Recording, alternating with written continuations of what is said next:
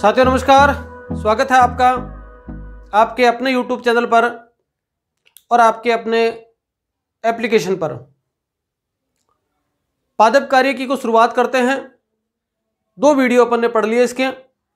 एक में अपन ने सिलेबस को जाना है, क्या सिलेबस है, और दूसरे वीडियो में पादप कार्य की में अब तक फर्स्ट ग्रेड में किस प्रकार के क्वेश्चन आए हुए हैं उनका डिस्कशन किया है। उम्मीद है आपने देख लिए होंगे। शुरुआत करते हैं फर्स्ट टॉपिक से, जिसका नाम है फोटोसिंथेसिस, प्रकाश संश्लेषण। काफ़ी बार नाम सुना होगा आपने, इसके बारे में पढ़ा भी होगा, कई सारी चीज़ें जानते भी होंगे। एकदम सरलतम तरीके से सुनते जाना, फटाफट वीडियो के अंत तक ही जितनी बातें वीडियो में होंगी वो आपको याद करनी है। यही लक्ष्य है, जो वीडियो में हो वो सारे की सारी चीज़ें आपको याद हों। देखो, प्रकाश संश्लेषण की जब बात करते हैं अपन, तो एक रिएक्शन आपकी कई वर्षों से आपके मेरे हिसाब से ध्यान में आ रही होगी कि प्रकाश संश्लेषण की बात होते ही ये आपकी रिएक्शन याद आती है। कार्बन डाइऑक्साइड प्लस जल,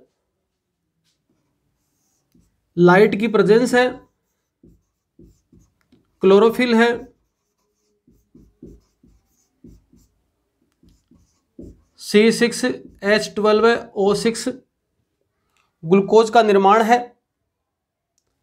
प्लस ग्लूकोज के निर्माण के साथ साथ में यहां पर दो चीजें हैं, कार्बन डाइऑक्साइड है और जल है, और ग्लूकोज के निर्माण के साथ साथ में क्या बना यहां पर,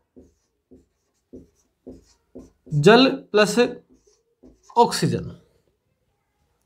ये एक रिएक्शन आपके कॉमन ध्यान में है और ये सबको आती है।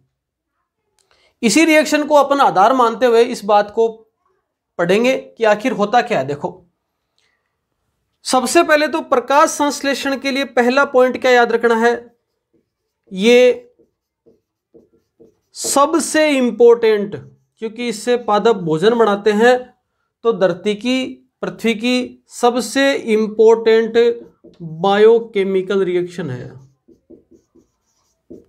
पृथ्वी की सबसे इंपॉर्टेंट बायोकेमिकल रिएक्शन है ये फोटोसिंथेटिक रिएक्शन, अभिक्रिया, ये वाली अभिक्रिया। ठीक है। दूसरे नंबर बात, इस अभिक्रिया में ऐसा होता क्या है, इस अभिक्रिया से जो लिविंग्स है ना, लिविंग्स जो सजीव है, मुख्यतः हरे पेड़ पौधे ऊर्जा का संग्रहण करते हैं। ऊर्जा का संग्रहण होगा किस रूप में, ये प्रोडक्ट बनेगा यहां पे। इस रिएक्शन के हिसाब से बात करूंगा मैं सारी। तीसरे नंबर, इस रिएक्शन के बेसिस पे अगर अपन प्रकाश संश्लेषण की परिभाषा दें तो क्या दें भाई, क्या परिभाषा देंगे, ये परिभाषा देंगे कि हरे पादपों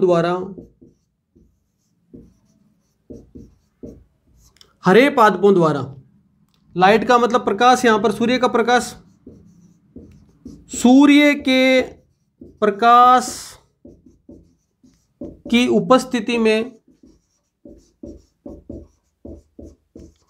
वायुमंडल,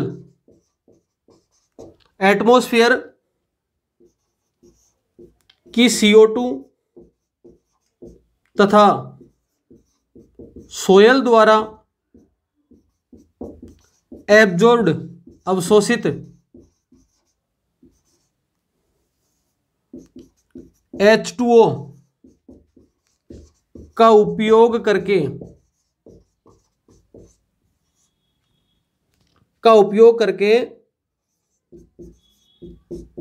शर्करा का निर्माण करना, या बोल सकते हैं भोजन का निर्माण करना, प्रकाश संश्लेषण कहलाता है। यहीं से पढ़ो आप, हरे पादप द्वारा सूर्य के प्रकाश की उपस्थिति में वायुमंडल की CO2, कार्बन डाइऑक्साइड कहां से आई, वायुमंडल से। जल कहां से आया, आपने जब किसी पेड़ पौधे में पानी डाला तो रूट ने क्या किया, उसको एब्जॉर्ब किया, और एब्जॉर्ब करके कहां पहुंचा दिया, जाइलम के थ्रू, जो तने हैं उसके पास पहुंचा, पत्तियां हैं उसके पास पहुंचा, तो तने पत्तियों के पास गया, तो सोयल द्वारा एब्जॉर्ब जल का उपयोग करके शर्करा का निर्माण करना ही क्या कहलाता है? फोटोसिंथेसिस। प्रकाश के द्वारा किसी चीज का संश्लेषण होना, लाइट के द्वारा किसी चीज का संश्लेषण होना प्रकाश संश्लेषण कहलाता है। ठीक है, अब देखो काम की बातें। इस अभिक्रिया में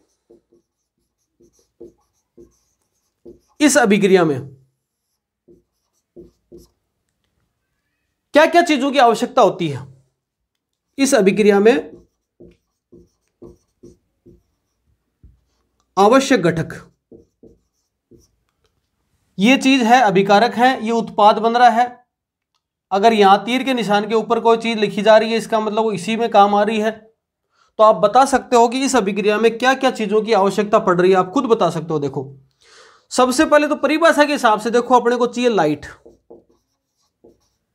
एक नंबर पर क्या चाहिए? लाइट। अपन डिटेल में पढ़ेंगे तो इसी के हिसाब से पढ़ेंगे। 2 नंबर पर क्या चाहिए? लाइट का मतलब यहां पर सूर्य का प्रकाश। 2 नंबर पर क्या चाहिए? पिगमेंट, वर्णक, ये वाले यहां पे क्लोरोफिल एक नाम दे दिया, और भी हो सकते हैं। 3 नंबर पर यहां देखो जल, और 4 नंबर पर CO2। लाइट चाहिए, क्लोरोफिल वर्णक के रूप में चाहिए, और यहां पर जल चाहिए, और कार्बन डाइऑक्साइड चाहिए। ये अगर 4 चीजें आपके पास हैं तो क्या हो जाएगा? प्रकाश संश्लेषण हो जाएगा और भोजन का निर्माण हो जाएगा। प्रकाश संश्लेषण पढ़ेंगे, वहां पर अपन 2 चीजें पढ़ेंगे, प्रकाशिक अभिक्रिया और अप्रकाशिक अभिक्रिया। मतलब ऐसी अभिक्रिया जिसको शुरुआत होने के लिए प्रकाश की आवश्यकता पड़ती है, और ऐसी अभिक्रिया जिसको शुरुआत होने के लिए प्रकाश नहीं चाहिए। तो जिसको प्रकाश चाहिए उसको बोलते हैं प्रकाशिक या लाइट रिएक्शन, जिसमें प्रकाश की आवश्यकता नहीं होती शुरुआत के लिए उसको बोलते हैं डार्क रिएक्शन। तो ये 3 चीजें हैं ना, जहां पर लाइट चाहिए, फिर पिगमेंट काम करेंगे लाइट आने से, और फिर जल टूटेंगे। तो यहां पर ये जो अभिक्रिया होगी, ये अभिक्रिया पढ़ेंगे अपन यूज इन लाइट रिएक्शन। ये अपने प्रकाशिक अभिक्रिया में काम आने वाली 3 चीजें हैं। ठीक है, और ये जो काम आएगा ना कार्बन डाइऑक्साइड, ये आएगा अपने यूज इन डार्क रिएक्शन। ये अपने डार्क रिएक्शन में काम आएगा। ये प्रकाशिक अभिक्रिया में काम आएंगे 3 चीजें, और कार्बन डाइऑक्साइड कहां आएगा?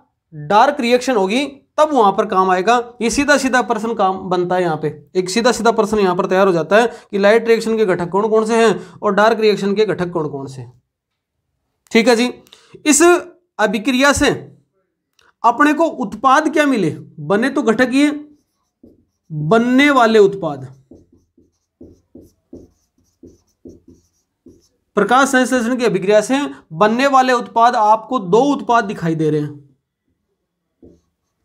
एक क्या बना? C6H12O6 एक नंबर पे, और 2 नंबर पे आपको दिखाई दे रहा है ऑक्सीजन। एक नंबर पे ये, एक नंबर पे ये दिखाई दे रहा है। ये तो यहां भी था जल। तो उत्पाद बने। तो इन 2 उत्पाद के अंदर परीक्षा में पूछा जा सकता है कि प्रकाश संश्लेषण की क्रिया के अंदर बनने वाला मुख्य उत्पाद कौन सा है, और प्रकाश संश्लेषण की क्रिया में बनने वाला सह उत्पाद कौन सा है? बाई प्रोडक्ट अपने आप जो बनता है। आपके पास तिल है 5 किलो, और आप तिल का तेल निकलवाने गए, तो तेल निकला ना, वो तेल क्या है? मेन प्रोडक्ट है। लेकिन जो साथ में जो खल बनती है, जो खली बनती है ना, वो बाई प्रोडक्ट है, वो अपने आप आएगा। ठीक है, तो यहां पर ये क्या है? मुख्य उत्पाद। ये भी क्वेश्चन बढ़िया बनता है, परीक्षा में याद नहीं आता, बड़ा सरल सा प्रश्न है। और ये क्या है? सह उत्पाद या बाई प्रोडक्ट बोल सकते हो, बाई प्रोडक्ट। ठीक है, प्रकाश संश्लेषण की अभिक्रिया में एक चीज और आपको यहां ध्यान आ रही है। जिस प्रकार की अभिक्रिया में अगर यहां पर कोई लाइट या कोई हीट, कोई टेम्परेचर, ऐसा कुछ यहां पर अगर तीर के निशान के ऊपर या इधर की साइड में लिखा होता है, ऐसी अभिक्रियाओं क्या बोलते हैं? उष्मा शोषी अभिक्रिया, जो उष्मा का शोषण करती हैं, एंडोथर्मिक रिएक्शन। अगर इधर हीट निकलती ना, इसका मतलब क्या बोलते हैं अपन? उसको एक्सोथर्मिक रिएक्शन बोलते हैं। तो अपन क्या बोल सकते हैं कि फोटोसिंथेसिस एक एंडोथर्मिक रिएक्शन है। एंडोथर्मिक रिएक्शन है, उष्मा शोषी अभिक्रिया है, जहां पर उष्मा का उसने शोषण किया, यहां लिए उष्मा, काम में लिए, लाइट के रूप में काम में लिए उष्मा। 2 नंबर पर क्या बोल सकते हैं कि यह है एक एनाबॉलिक रिएक्शन है। एनाबॉलिक रिएक्शन किसको बोलोगे भाई? हिंदी में बोलते हैं उपचय अभिक्रिया। एक शब्द आता है देखो, मेटाबॉलिज्म। मेटाबॉलिज्म के 2 भाग होते हैं, कैटाबॉलिज्म, एक होता है एनाबॉलिज्म। कैटाबॉलिज्म अभिक्रिया के अंदर क्या होता है, इंग्लिश में इसको क्या बोलेंगे? उपचय, इसको बोलेंगे अपचय, और ये हो गया उपचय। ठीक है। अगर उदाहरण के तौर पे बता दूं आपको, अमीनो एसिड मिलकर क्या बनाएंगे? प्रोटीन, और प्रोटीन अगर टूटे तो क्या मिले? Amino acid. तो अमीनो एसिड ने मिलकर प्रोटीन बनाया ना, वो अभिक्रिया एनाबॉलिज्म है। छोटी छोटी मिलकर, छोटे अणु मिलकर बड़े अणु का निर्माण करते हैं, क्या? एनाबॉलिज्म। और ये बड़े अणु टूटकर फिर छोटे छोटे में कन्वर्ट हो जाते हैं, कैटाबॉलिज्म। कैटाबॉलिज्म का मतलब था कटना। तो यहां पर क्या है, ये चीजें छोटी हैं, ये मिलकर ग्लूकोज के बड़े अणु का निर्माण कर रही हैं, तो अभिक्रिया क्या होगी? एनाबॉलिज्म अभिक्रिया हो गई। ठीक है। एक विशेष बात क्या याद रखनी है कि इस अभिक्रिया के बाद, फोटोसिंथेसिस के बाद पौधों का शुष्क भार बढ़ जाता है। प्रश्न दे सकता है अगला कि प्रकाश संश्लेषण की अभिक्रिया के बाद पौधों का शुष्क भार बढ़ जाता है, घट जाता है, अपरिवर्तित रह जाता है, अपरिवर्तित रहता है, और चौथा कह नहीं सकते। ठीक है, ऐसा कुछ हो सकता है। तो इस प्रकार से याद रखना, शुष्क भार बढ़ जाता है। अब देखो यहां पर 2 बातें हैं, ये 3 चीजें हैं। इस पूरी रिएक्शन के अंदर जो जल के अणु है ना, जल के अणु यहां पर दे रखे हैं, जल के अणु का सबसे पहले क्या होता है? देखो यहां पर ये दिखा रखा है, सबसे पहले जल। भाई लाइट और पिगमेंट काम करेंगे तो सबसे पहले जल वाले पे काम करेंगे। तो जल के अणु का क्या होगा? ऑक्सीडेशन होगा, ऑक्सीकरण होगा। लिख लेना अलग से। प्रकाश संश्लेषण की अभिक्रिया में जल के अणुओं का क्या होता है? ऑक्सीकरण। इस ऑक्सीकरण से प्राप्त इलेक्ट्रॉन विभिन्न रासायनिक पदों पर चलते हुए क्या करेंगे? इस CO2 का क्या करेंगे? रिडक्शन करेंगे, अपचयन करते हैं। इसका क्या बोलेंगे? ऑक्सीकरण। प्रश्न बन सकता है, प्रकाश संश्लेषण की अभिक्रिया में पहला पद जल का ऑक्सीकरण होता है, दूसरा पद CO2 का अपचयन होता है, तीसरा पद CO2 का ऑक्सीकरण होता है, चौथा जल का अपचयन होता है। फिर आगे ऑप्शन दे देगा 1 सही, 2 सही, 2 सही, 3 सही, इस तरह से चारों सही, ऐसे कुछ करके क्वेश्चन बना सकता है। याद रखना, सबसे पहले जल के अणु का क्या होता है? ऑक्सीडेशन होता है, और जल के अणु के ऑक्सीडेशन से प्राप्त इलेक्ट्रॉनों का उपयोग करते करते करते विभिन्न पदों से, वो पद पढ़ेंगे अपन, विभिन्न पदों से प्रक्रिया चलेगी, और आखिर में उनका उपयोग कौन करेगा? Carbon dioxide. और कार्बन डाइऑक्साइड उपयोग करके क्या करेगा? भोजन का निर्माण करेगा। इसका मतलब क्या हुआ कि जैसे जल का ऑक्सीकरण होता है तो जल के ऑक्सीकरण से क्या प्राप्त होगी? ऑक्सीजन प्राप्त होगी। ऑक्सीकरण का मतलब ये ऑक्सीजन। तो क्वेश्चन बनता है यहां पे कि प्रकाश संश्लेषण की अभिक्रिया में ऑक्सीजन का निर्माण कैसे होता है? तो प्रकाश संश्लेषण की अभिक्रिया में ऑक्सीजन का निर्माण जल से होता है, और भोजन का निर्माण किससे होता है? कार्बन डाइऑक्साइड से होता है। ये लाइन लिख सकते हो कि प्रकाश संश्लेषण की क्रिया के अंदर ऑक्सीजन का फॉर्मेशन कौन करता है? H2O करता है। और ग्लूकोज का फॉर्मेशन कौन करता है? शर्करा का फॉर्मेशन कौन करता है? कार्बन डाइऑक्साइड के द्वारा होता है। ये एक छोटी सी अपन एक रिएक्शन को पकड़ते हुए इतनी सारी बातें अपन ने पढ़ी हैं। क्या पढ़ा आपने? सबसे मोटी, सबसे इंपॉर्टेंट क्या है? बायोकेमिकल रिएक्शन है। इस अभिक्रिया के द्वारा लिविंग्स क्या करते हैं? एनर्जी का संग्रहण करते हैं। भाई ग्लूकोज के रूप में एनर्जी इकट्ठी करी उन्होंने। हरे पादपों द्वारा सूर्य के प्रकाश की उपस्थिति में वायुमंडल की CO2 तथा जल के सोयल के द्वारा ली गई एब्जॉर्ब किया गया जल का उपयोग करके किसका निर्माण करना? शर्करा का। इसमें क्या घटक की आवश्यकता पड़ेगी? लाइट चाहिए, पिगमेंट चाहिए, H2O चाहिए। इनके द्वारा क्या होगी? लाइट रिएक्शन होगी। इनसे जो प्रोडक्ट बना उसका उपयोग करते हुए कार्बन डाइऑक्साइड क्या करवाएगा? डार्क रिएक्शन में जाएगा और यहां से भोजन का निर्माण होगा। इस परिस्थिति के अंदर क्या होगा? बनने वाले उत्पाद क्या होंगे? ग्लूकोज और आपके ऑक्सीजन। ऑक्सीजन बाई प्रोडक्ट है, जबकि क्या है? ग्लूकोज क्या है इसके अंदर? मुख्य उत्पाद है, मेन प्रोडक्ट यहां पर हो गया। फोटोसिंथेसिस एक एंडोथर्मिक उष्माशोषी प्रक्रिया है, उष्मा का उपयोग करती है। ये एनाबॉलिक प्रोसेस है, एनाबॉलिक रिएक्शन है। और इस अभिक्रिया के बाद पौधे का शुष्क भार बढ़ जाता है। यहां पर रिएक्शन को देखें तो देखते हैं अपन, जल का क्या होता है? ऑक्सीडेशन होता है और कार्बन डाइऑक्साइड का रिडक्शन होता है। तो जल से क्या मिलेंगे? फिर ऑक्सीजन का निर्माण होगा। इतनी बातें आपने प्रकाश संश्लेषण के संदर्भ में पढ़ी। अब प्रकाश संश्लेषण की प्रक्रिया में इन एक एक घटकों को पढ़ेंगे अपन। सबसे पहले लाइट के बारे में बात करेंगे, फिर पिगमेंट के बारे में बात करेंगे, फिर H2O के बारे में बात करेंगे, फिर यहां पर कार्बन डाइऑक्साइड के बारे में बात करेंगे। ये प्रक्रिया कंप्लीट चलेगी। लेकिन प्रकाश संश्लेषण से संबंधित कई वैज्ञानिक आए, कई वैज्ञानिकों ने अलग अलग बातें बताई हैं जो आपको इन्हीं पॉइंटों को और ज्यादा अच्छी तरह से याद करने में मदद करेंगे। इन वैज्ञानिकों के बारे में पढ़ते हैं। करीबन 13 वैज्ञानिकों के ट्रिक सहित अपन याद करते हैं। देखिए, ये 13 वैज्ञानिकों के नाम है। स्टीफन हेल्स है, जोसेफ प्रिस्टेल है, जैन इंजन होज है, जैन सैनवियर है, GR मेयर है, ब्लैकमैन है, वोन नील है, रॉबर्ट हिल है, रूबेन है, केल्विन है, डेनियल ऑर्नन है, एंड स्लेक है और पीट P मिटसेल है। ये 13 वैज्ञानिकों का योगदान है प्रकाश संश्लेषण की रिएक्शन में अनेक खोज करने का, अलग अलग खोज करने का इनका योगदान है। अपन इनके क्या खोज करी वो लिखेंगे और याद करवाऊंगा आपको कि वो खोज आपको याद कैसे रहेगी। देखो, आप पहला है,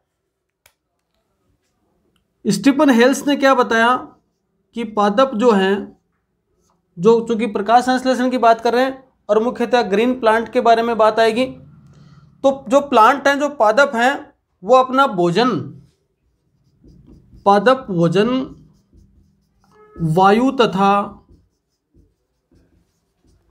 प्रकाश की उपस्थिति में बनाते हैं।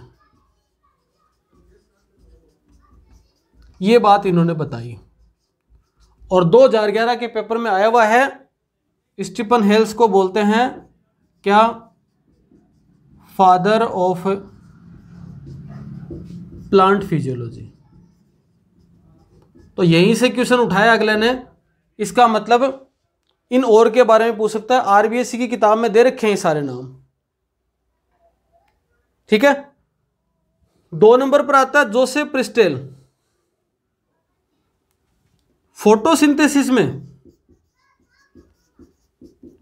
फोटोसिंथेसिस की प्रक्रिया में, की प्रोसेस में ऑक्सीजन निकलती है। ऑक्सीजन निकलती है, ये बात किसने बताई? जोसेफ प्रिस्टेल ने बताई, ठीक है।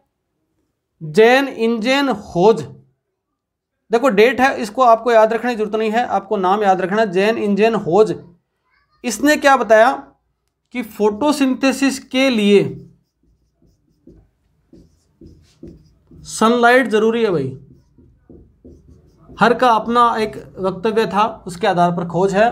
फोटोसिंथेसिस की प्रक्रिया के लिए सूर्य के प्रकाश की उपस्थिति आवश्यक है, यह बताया था जैन इंजन होज ने बताई थी ये बात। फोटोसिंथेसिस की प्रक्रिया के लिए कार्बन डाइऑक्साइड उपयोगी की क्या उपयोगिता है, क्यों चाहिए, कितनी चाहिए, कैसे मिलेगी, ये उपयोगिता बताई थी किसने? जीन सैनवियर और डी सेंसर ने। उन्होंने ये बात बताई थी कि CO2 की उपयोगिता क्या है। बात आ गई। उसके बाद आता है JR मेयर, ठीक है। इसने क्या बताया कि ग्रीन प्लांट जो है, ग्रीन प्लांट लाइट एनर्जी को केमिकल एनर्जी में कन्वर्ट करते हैं। लाइट एनर्जी को केमिकल एनर्जी में बदलते हैं। ये बात बताई थी किसने? G.R. मेयर ने। F.F. ब्लेकमान 1905, इसने क्या बताया था? इसने दिया था सीमाकारी कारकों का महत्व है।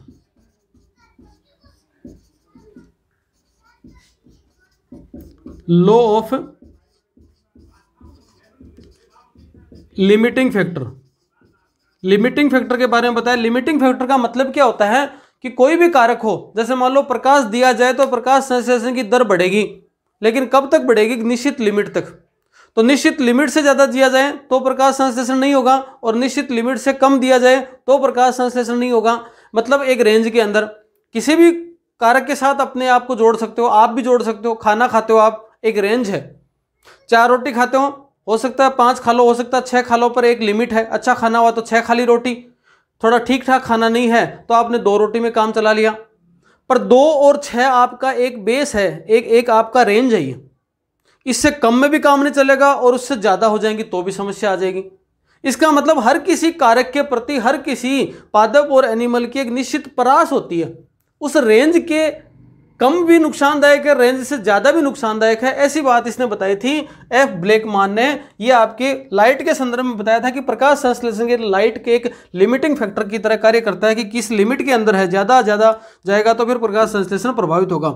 उसके बाद आता नील। नील ने क्या बताया था कि बैक्टीरिया में फोटोसिंथेसिस, बैक्टीरिया भी फोटोसिंथेसिस करते हैं, उसके बारे में इसने बताया था कि वो नील ने बताया था कि बैक्टीरिया में फोटोसिंथेसिस की प्रक्रिया कैसे होती है। रॉबर्ट हिल ने क्या बताई थी? हिल रिएक्शन। बैक्टीरिया में फोटोसिंथेसिस से इसने ये बताया बैक्टीरिया में फोटोसिंथेसिस से बताया कि ऑक्सीजन का निर्माण या निष्कासन H2O से होता है, कि जल है ना, जल से मिलेगी ऑक्सीजन। हिल रिएक्शन नाम से पता चल रहा है। हिल रिएक्शन से बताया क्या कि O2 का निष्कासन H2O से होता है। नील ने बताया बैक्टीरिया में फोटोसिंथेसिस से बताया, और हिल ने बताया, हिल रिएक्शन से बताया कि ऑक्सीजन का निर्माण है वो H2O से होता है। इसको अपन देखेंगे। एस रूबेन कोमेन जो है, इन दोनों ने बताया था क्या? रेडियो लेबल्ड आइसोटोप के माध्यम से बताया कि O2 का निष्कासन H2O से होता है। ठीक है। केल्विन और बेसम आपको पता ही है। C3 चक्र की खोज किसका उपयोग किया? C14 रेडियो लेबल्ड का। ठीक है। फिर आपके ऑर्नन, इसने क्या बताया? फोस्फो, अभी मैं याद कराऊंगा इनको, राइलेशन की खोज, इसका पता ही आपको। C4 चक्कर की खोज किस में? गन्ने में। और इसने बताया था कीमो ऑस्मोटिक थ्योरी दी थी। ये लो जी, क्लियर है? याद करो अब इनको। कैसे करोगे? सबसे पहला हेल्स, ये तो आपको हमेशा के लिए याद रह जाएगा। Stephen Hales, father of plant physiology, ये तो याद रहने वाली चीज है, इसको तो रटना ही पड़ेगा, रटनी है आपने। दूसरा देखो, जोसेफ पिस्टल है ना, तो पिस्टल से क्या निकालनी है, क्या निष्कासन करना है? पिस्टल से ऑक्सीजन निकल रही है। निकल कौन सी गैस रही है? प्रकाश संश्लेषण में ऑक्सीजन। तो यहां पर पिस्टल से कौन सी गैस निकल रही है, याद रखना। पिस्टल ने बताया था कि क्या निकल रही है, प्रोसेस में O2 निकलती है। ठीक है। इंजन, गाड़ी का इंजन होता है ना, तो अगर कोई ट्रेन चल रही है तो उसके इंजन के लिए किसकी आवश्यकता पड़ेगी? बिना लाइट के तो काम नहीं चलेगा ना, इंजन के आगे लाइट होना जरूरी है, तब जाकर इंजन बढ़िया चलेगा। तो सनलाइट की आवश्यकता बताई थी। बियर वगैरह बनती है, दारू वगैरह बनती है, तो कौन सी गैस मुख्यतः उपयोगी होती है? वो आपको पता ही है, कार्बन डाइऑक्साइड यहाँ पर उपयोगी गैस है। मेयर, अगर किसी स्थान का मेयर है, किसी स्थान का राजा है, तो उनके अंदर क्या होनी चाहिए, उसकी प्रजा के अंदर उसका काम क्या है, प्रजा के अंदर एनर्जी भरे। तो प्रजा के अंदर जो लाइट एनर्जी है ना, थोड़ी लाइट का मतलब यहाँ पर थोड़ी हल्की हल्की एनर्जी है, उसको बढ़िया एकदम केमिकल एनर्जी के अंदर कन्वर्ट कर देता है, वही होता है मेयर, राजा का काम है। ब्लैक मैन, ठीक है, सीमाकारी कारकों का महत्व है। तो सीमा है ना, सीमा का मतलब जो बाउंड्री, देश के बॉर्डर पर क्या रहते हैं, ब्लैक कमांडो रहते हैं जो देश की रक्षा करते हैं। तो black commando, black commando man कहाँ रहते हैं, सीमा के ऊपर रहते हैं, बॉर्डर के ऊपर रहते हैं। सी वो नील हरित शैवाल नाम आपको, और वो किस में पढ़ते हैं अपन, मोनेरा के अंदर, बैक्टीरिया वाले के अंदर पढ़ते हैं इसको। नील हरित शैवाल जिसको अपन बैक्टीरिया वगैरह पढ़ते हैं उसी के अंदर इसको पढ़ते हैं ना। तो बैक्टीरिया से यहाँ पर शैवाल को जोड़ लो, नील हरित शैवाल, और यहाँ पर बैक्टीरिया से जोड़ लो इसको। रॉबर्ट हिल से पता है क्या, हिल रिएक्शन याद हो जाएगा आपका। रूबेन, बेन है, हर कोई चीज हर कोई काम में नहीं ले सकता, किसको, रेडियो लेवल्ड आइसोटोप को, ये थोड़े नुकसानदायक हो सकते हैं, इसलिए इस पर बैन है कि हर कोई इसको काम में ना ले। केल्विन से नाम पता ही चल रहा है, केल्विन चक्कर या C3 चक्कर, ये तो नाम याद रखना ही अपने को। आर्नन नन है, कुछ नहीं, अपने आप में फोटो फोस्फोराइलेशन की प्रक्रिया है, याद कर लेना। C4 चक्कर है, वो किसने दिया था, आपके हेच एंड स्लेक ने, ये दोनों तो अपने काम ही आएंगे, C3 चक्कर और C4 तो अपन डिटेल में पढ़ेंगे। और मिड सेल कीमो करवाते हैं ना, किसी व्यक्ति का कैंसर हो गया, कीमो करवाते हैं तो उनका टारगेट क्या होता है कि जो सेल होती हैं उनको मिटा देता है। अब वो सही सेल भी मिटा देता है, वो जो बुरी सेल है उसको भी मिटा देता है। तो कीमो इस प्रकार से मिटाता है ये, याद हो गया। हेल्थ याद रखना है, father of plant physiology. Pistol से क्या निकलती है, ऑक्सीजन निकलती है। इंजन के आगे क्या जरूरी है, सनलाइट है। बियर ने क्या बताया था, CO2 की उपयोगिता बताई थी। और यहाँ पर मेयर का काम क्या है, एनर्जी देना। ब्लैक कमांडो कहाँ पर होते हैं, सीमा पर। नील का मतलब बैक्टीरिया है। रूबेन का मतलब बेन है, क्या बेन है, रेडियो लेबल्ड है। हिल का मतलब हिल रिएक्शन है। केल्विन और C3 चक्कर आता ही है। डेनियल आर्नन आपको फोस्फोराइलेशन से संबंधित है। H स्केल चक्कर है ही। और मिड सेल का मतलब मिट जाता है क्या, कीमो ऑस्मोटिक थ्योरी यहाँ पर याद रखना है।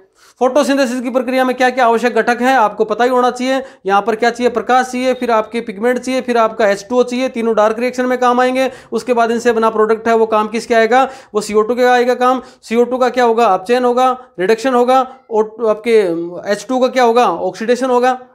एक प्रकार की क्या है, एनाबॉलिक रिएक्शन है, एक प्रकार की एंडोथर्मिक रिएक्शन है। इससे पौधों का शुष्क भार बढ़ जाता है। परिभाषा आपको याद ही कर लेनी है। सबसे इंपॉर्टेंट बायोकेमिकल रिएक्शन है। इतनी अपन ने शुरुआत करी। अब अपन सबसे पहले पॉइंट से लेंगे क्या क्या क्या आवश्यक है। सबसे पहला पॉइंट अपना होगा प्रकाश, लाइट, जो अगले वीडियो में देखेंगे। इतने को नोट कर लो और साथ साथ में याद कर लो। धन्यवाद।